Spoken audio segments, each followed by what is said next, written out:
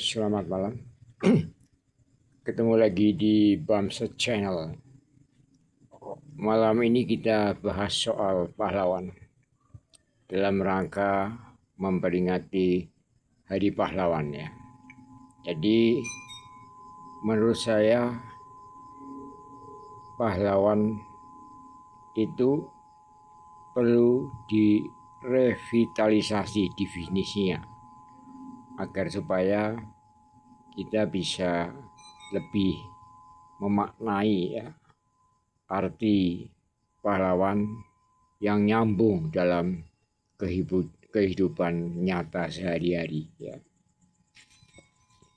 Jadi pada waktu kita memperebutkan kemerdekaan baik pada masa Hindia Belanda VOC ya, di mana belum ada Indonesia ya, dalam arti bentuk negara Indonesia, dan perjuangan mengusir penjajah di wilayah Nusantara dilakukan secara parsial ya,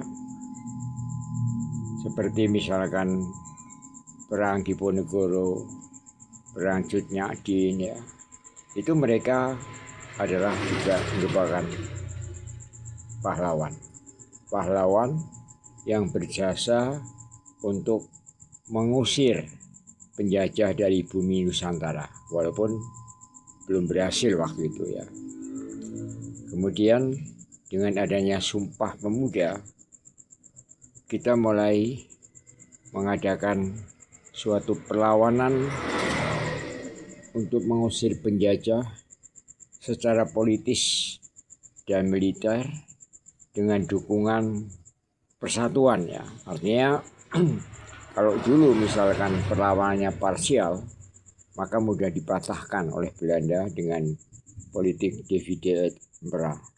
Dengan adanya Sumpah Pemuda, di mana kita menjadi negara kesatuan Republik Indonesia, maka akan lebih mudah untuk mengusir penjajah. Dan terbukti 17 Agustus 1945 kita mendeklar kemerdekaan kita. Walaupun setelah itu Belanda masih mencoba untuk menjajah kembali melalui kalau nggak salah kelas 1 dan kelas 2. Jadi definisi sejarah pada waktu itu adalah orang-orang yang berjasa untuk mengusir penjajah, baik secara politis maupun secara militer.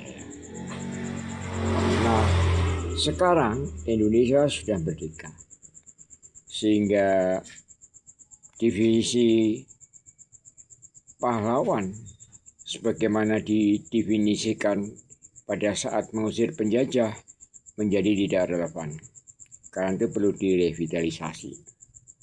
Jadi menurut pendapat saya bahwa bahwa pahlawan itu adalah di masa kemerdekaan ini, pahlawan adalah orang-orang yang bisa ya memajukan bangsa, baik melalui inovasi maupun melalui suatu karya nyata yang bisa menjadikan Indonesia lebih maju. Dikaitkan dengan goal Indonesia di tahun 2045, di mana kita ingin menjadi negara maju, maka definisi pahlawan harus relevan dengan sasaran tersebut. Orang-orang yang bisa memberikan kontribusi yang besar kepada kemajuan atau cara-cara untuk mencapai Indonesia emas, itu bisa disebut pahlawan. Itu menurut saya. Karena tantangannya adalah sudah berbeda dengan tantangan pada waktu kita mengusir penjajah atau memperebutkan kemerdekaan. Jadi pahlawan di masa merdeka, apalagi di masa kita menuju Indonesia emas, itulah orang-orang yang mempunyai kontribusi ya besar, baik dengan penemuan ide, penemuan teknologi, dan penemuan lain dan karya-karya lain yang bisa menjadikan Indonesia menjadi negara maju. Itu aja pengertian pahlawan di era sekarang ya. Konkretnya seperti apa? Ya kalau saya bisa ambil contoh, jadi misalkan seseorang nanti yang bisa ya menciptakan suatu teknologi-teknologi yang mempercepat proses hilirisasi ya. Jadi nanti kalau hilirisasi dari timah menjadi produk turunan 1, turunan 2, turunan 3, dan orang-orang yang bisa mempercepat hilirisasi dari bahan mentah menjadi bahan jadi yang mempunyai nilai tinggi, nilai tambah tinggi, orang itu pantas disebut sebagai pahlawan ya. Itu pengertian pahlawan ya. Jadi secara politis memang pahlawan itu tergantung sudut pandangnya ya.